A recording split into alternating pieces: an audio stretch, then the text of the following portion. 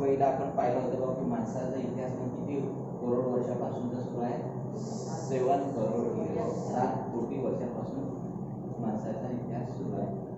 तर नेंडरथल मॅन आणि दुसरा कोणता होता रामापिथिकस इथपर्यंत आपण पाहिलं होतं.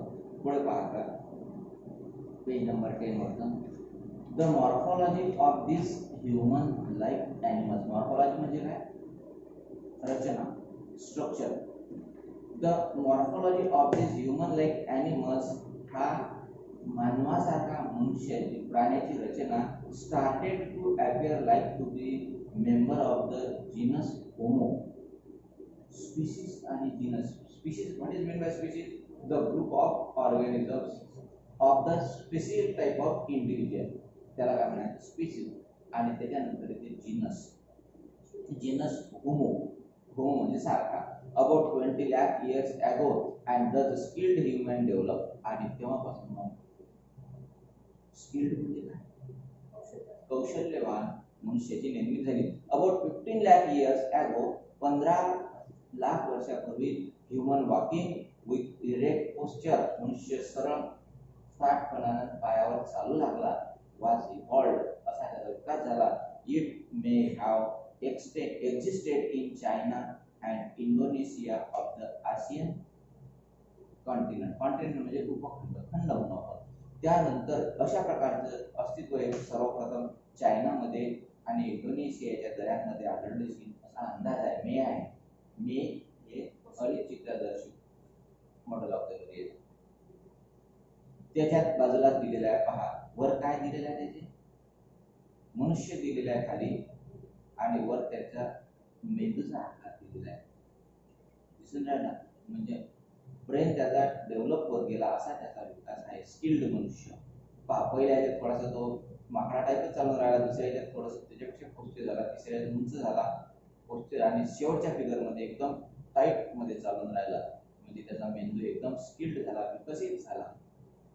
Evolution of the upright man continued in the direction of the developing its brain for the period of about 1 lakh years. आणि अशा प्रकारची मानसिक क्रांती अजूनही सुरूच राहिली जवळपास 1 लाख वर्षापर्यंत. अँड मीनव्हाईल आणि मध्यंतरच्या काळात इट डिस्कवर्ड द फायर. इटच्या वेळी म्हणून आपण त्यानं अग्नीचा शोध लावला. It discovered the fire. अग्नीचा शोध लावला. कसा शोध लागला?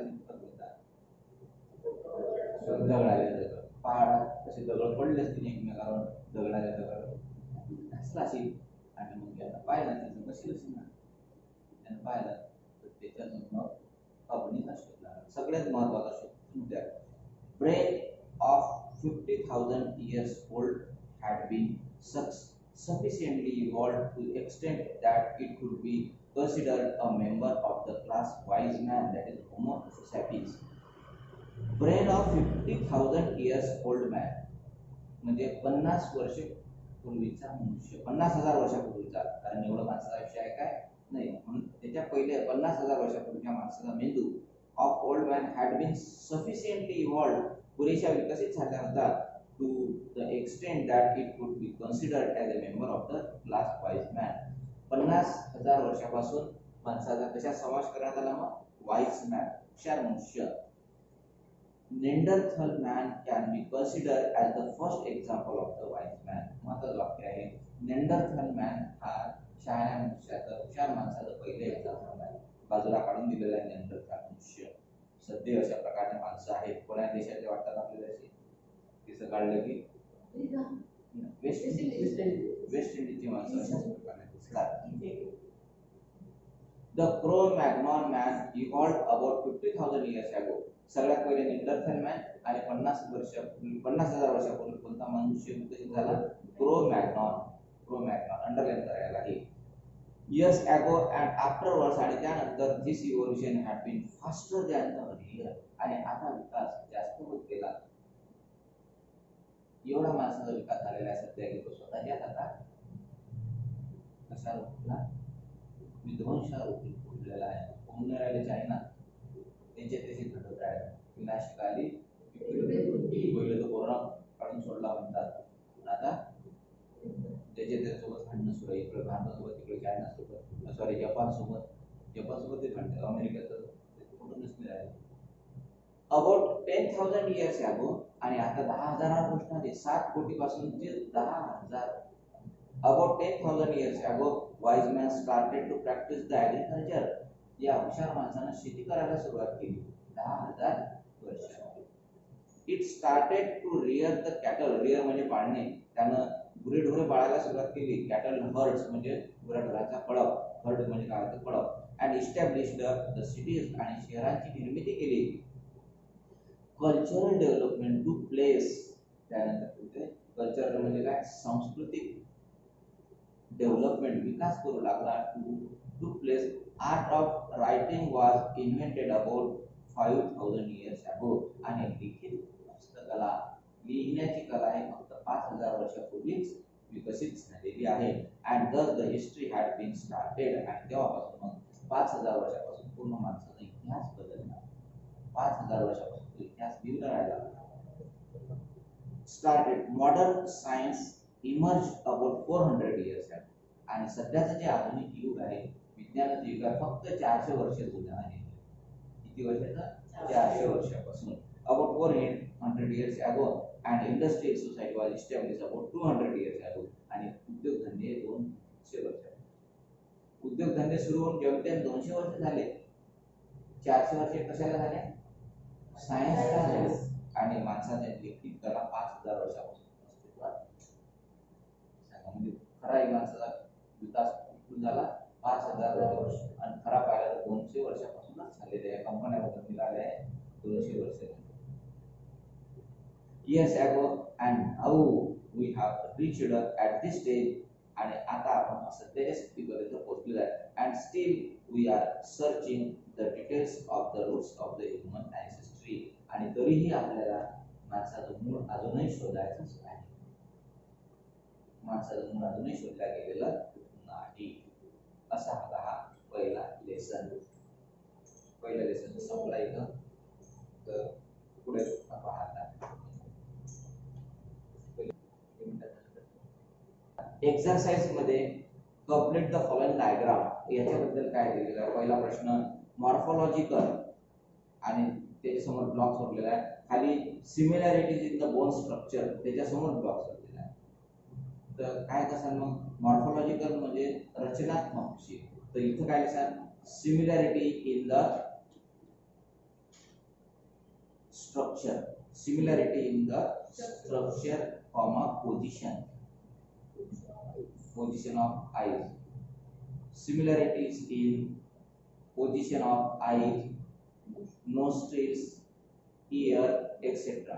Morphological साठी मॉर्फोलॉजिकल एव्हिडन्स आहे. ते एव्हिडन्स ऑफ द इव्होल्युशन म्हणजे उत्क्रांतीचे पुरावे काय? मॉर्फोलॉजिकल पुरावा काय सांगते की नाक, कान, पुढे डोळे यांच्यामध्ये सारखेपणा होतात. Similarities in eyes, nose, ears. Similarity in the bone. Bone म्हणजे हाडांच्या रचनेला काय म्हटलं ते एनाटॉमिकल. जिथं काय दिसत मग तुम्ही anatomical. Anatomical ANAPO anatomical TOMICAL असा होऊ शकते त्याच्यापैकी. पुढे question number 3. The casualty. Complete the following statements by choosing correct option from the bracket. Bracket मध्ये ऑप्शन दिलेले त्याचे योग्य निवड करायची आहे. The casualty behind the sudden changes was understood due to रिकामी जागा principle of Hugo de Vries. Hugo de व्हेरिसच्या कोणत्या प्रिन्सिपलमुळे अचानक झालेले बदल शोधून आले? Mutation. What is mean bye mutation? Mutation means sudden change in the body. शरीरामध्ये जे जीन मध्ये DNA मध्ये जे बदल होतात त्याचं नाव आहे म्युटेशन. दूसरा, the proof for the fact that protein synthesis occurs through रिकामी जागा was given by George Bedell and Edward Torton. कशामध्ये? the proof for the fact that the protein synthesis occurs through प्रथिनांचं संश्लिष्टकरण कशामुळे घडून येते? नाव आहे त्याचं जीन मधून घडून येते. तीसरा, the transfer of the information from molecules of DNA to mRNA is called as a transcription. Transcription हे RNA साठी असते, दुसरं असते tRNA साठी ट्रान्सलोकेशन आणि ट्रान्सलेशन हे rRNA. इव्हॉल्युशन मीन्स रिकामे झाला, ग्रॅज्युअल डेव्हलपमेंट. इव्हॉल्युशन म्हणजे क्रमवार होत जाणारा बदल. आणि वेस्टिजियल ऑर्गन्स रिकामे जागा प्रेझेंट. ब्रॅकेटमध्ये कोणते आहेत वेस्टिजियल ऑर्गन्स? अपेंडिक्स. एक आहे म्हणून अपेंडिक्स त्याचा आन्सर. असा लहानसा चांगला लेसन होता. आता आपला सायन्सचे 3 आणि सायन्स 2 चा एक लेसन संपला. दुसरा लेसन थोडक्यात सुरू करू आपण. सायन्स 2 मध्ये दुसरा लेसन कोणता आहे आता? Life processes in living organism part 1. म्हणजे याचे 2 भाग असले पाहिजे पिक्चर टाइप. कोणता आहे तो?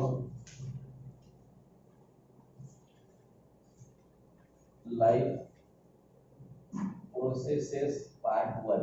Life processes part 1.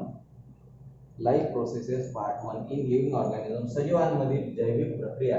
आपण मागच्या याच्यात पाहिलं की अनुवंशिकता आणि सजीवांचा विकास कसा झाला हे पाहिलं होतं. आता त्यांचा प्रोसेसिंग कशी झाली, प्रक्रिया कशी सुरू राहते. Can you recall? तुम्हाला आठवते का? How are the food stuffs? Food stuff म्हणजे काय? कडधान्य. And their nutrients contents useful for the body. कडधान्य आणि त्यातील घटक शरीराला कशा आवश्यक आहेत? कशा? आपल्याला माहित आहे की मुख्य अन्न पदार्थ हे 5 प्रकारात विभागले जातात. सगळ्यात पहिला कोणता आहे? कार्बोहायड्रेट्स. दुसरा कोणता येते?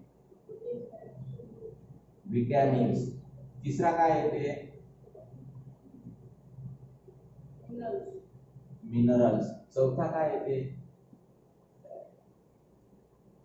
Proteins. Vitamins, minerals, carbohydrates, vitamins, minerals, fats आणि पाचवा प्रोटीन्स. प्रोटीन्स मध्ये याचे जाते विटॅमिन्स, मिनरल्स, प्रोटीन्स असे याच्यातले येतात. याच्यातही दिलेले असेल पहा. तर how are the food stuffs? आपण जे खातो त्याच्यामधून मग अशा प्रकारचे पदार्थ मिळत असतात. सगळ्यात महत्त्वाची ही शक्ती आहे कार्बोहायड्रेट्स.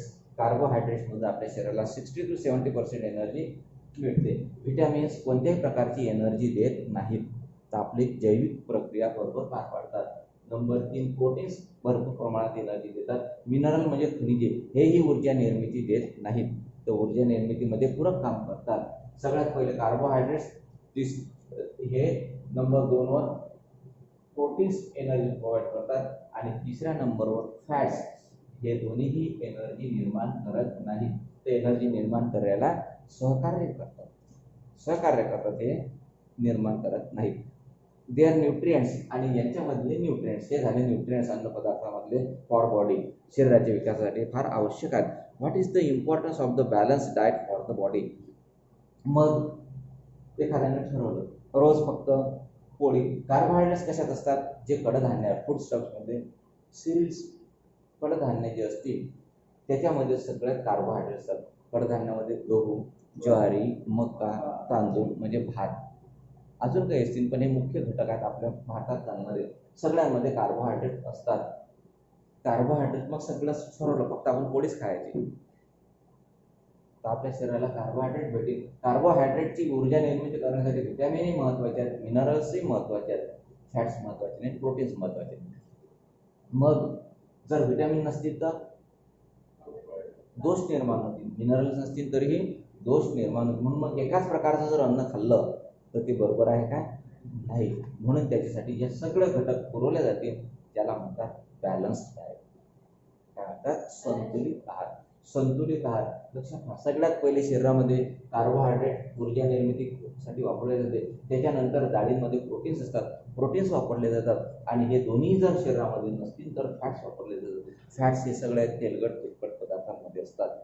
आजकाल तुम्ही पाहून राहिले असेल की माणसं खूप लठ्ठ होऊन राहिले,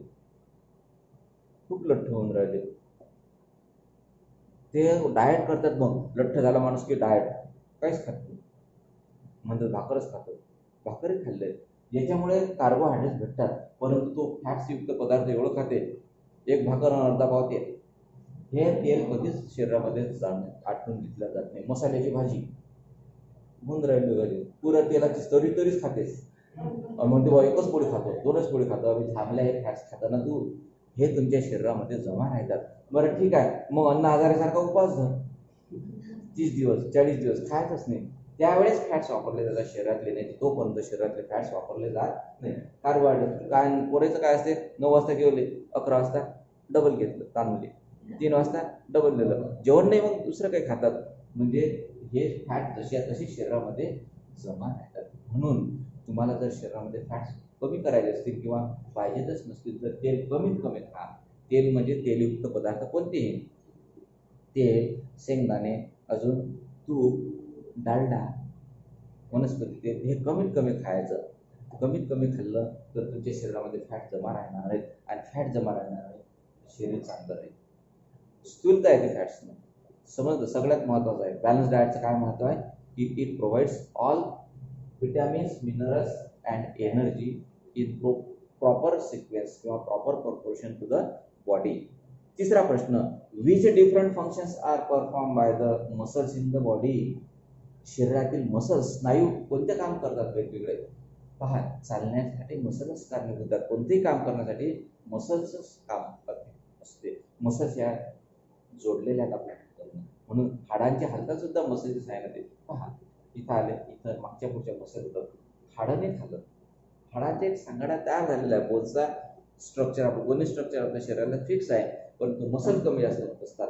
मसलच्या सोबत फॅट्स जमा राहतात, म्हणून माणसं लठ्ठ होते तर त्याच्या मसल्स वाढत राहतात आणि मसलच्या भोवती फॅटचा थर वाढत राहते. चौथा प्रश्न, what is the importance of the digestive juices in the digestive system. What is the importance of the digestive juices. Digestive juices म्हणजे काय होते, पाचक रस. कोणते रस, पाचक म्हणजे पचन करणारे, शरीरामध्ये खाल्लेलं अन्न पचन करणाऱ्या रसांना काय म्हणतात ते, पाचक रस, डायजेस्टिव्ह ज्युसेस. सगळ्यात पहिलं जेवण तोंडात जात असताना सलावा नावाचा पाचक रस आहे, तो सुद्धा डायजेस्टिव्ह ज्यूस आहे. तर तो निर्माण झाल्यानंतर ते अन्नामध्ये भेसळ होते आणि आतमध्ये डायजेस्टिव्ह ज्युसेस अलग अलग ठिकाणी अलग अलग होतात. स्टमकमध्ये, पॅन्क्रियामध्ये पॅन्क्रियाटिक ज्यूस असे लिव्हरमध्ये तयार होतात. वेगवेगळ्या ठिकाणी अलग अलग पाचक रस तयार होतात. Digestive juices are the chemicals, रासायनिक आहेत ते, त्या ठिकाणी शरीरामध्ये पडतात, त्याच्यापासून डायजेशन. हे जर बंद झाले तर, यांची निर्मिती जर बंद झाली पाचक रसांची, तर मग ते त्या प्रकारचं डायजेशन होत नाही. उदाहरणार्थ इन्सुलिन नावाचं एक पाचक रस आहे, शुगर मेंटेन करते ते शरीरामधले. आता काही कालांतराने, वयाने किंवा आपल्या खाद्यातील बदलांमुळे इन्सुलिन नावाचं सिक्रेशन जर कमी झालं तर मग शरीरातील साखर पचवून घेतलं जात नाही. म्हणून आपल्याला होते डायबिटीज. कोणती बेटी, डायबिटीज. असं महत्वाचं आहे याचं. Digestive juices are help to digest the food. काय करतात ते, डायजेशनसाठी महत्वाचं करतात. Which system is an action for remove of the waste materials production in the human body. Which system is in action, कोणती संस्था कार्यरत असते फॉर रिमूव्हल, काढून टाकण्यासाठी, from the waste material product produce in the human body. मानवी शरीरामध्ये तयार झालेले टाकाऊ पदार्थ बाहेर टाकण्यासाठी कोणती सिस्टीम कार्यरत असते, एक्सक्रिटरी सिस्टीम. कोणती सिस्टीम आहे ते, उत्सर्जन संस्था. कोणती संस्था, excretory system. What is the role of circulatory system in the energy production. ऊर्जा निर्मितीमध्ये सर्क्युलेटरी सिस्टीमचं काय महत्व आहे. सर्क्युलेटरी सिस्टीम म्हणजे अभिसरण संस्था. अभिसरण संस्था म्हणजे काय होते, मोठी संस्था आहे सर्क्युलेटरी सिस्टीम. शरीरामध्ये ब्लड तयार झाल्यानंतर ब्लडमध्ये जे डायजेस्टिव्ह अन्नपदार्थ आहेत, पचलेले अन्नपदार्थ हे रक्तामध्ये मिसळले जातात. ते ऑक्सिजनच्या सहाय्यानं नाकातून आपण ऑक्सिजन घेतो आणि त्याचं ऑक्सिडेशन होते. ते वेगवेगळ्या जागी जिथे जिथं पाहिजे तिथे पचवले जातात आणि तिथं त्यांची ऊर्जा निर्मिती केली जाते. एवढं महत्त्वाचं आहे सर्क्युलेटरी सिस्टीमचं. शेवटचा प्रश्न, how are the various processes occurring in the human body controlled. सगळ्या प्रक्रिया कशा प्रकारे नियंत्रित केल्या जातात, इन हाऊ मेनी वेज, आणि कशा प्रकारे, किती प्रकारे. हे सगळ्या प्रश्नांची उत्तर तुम्हाला नोट्समध्ये भेटून जातील.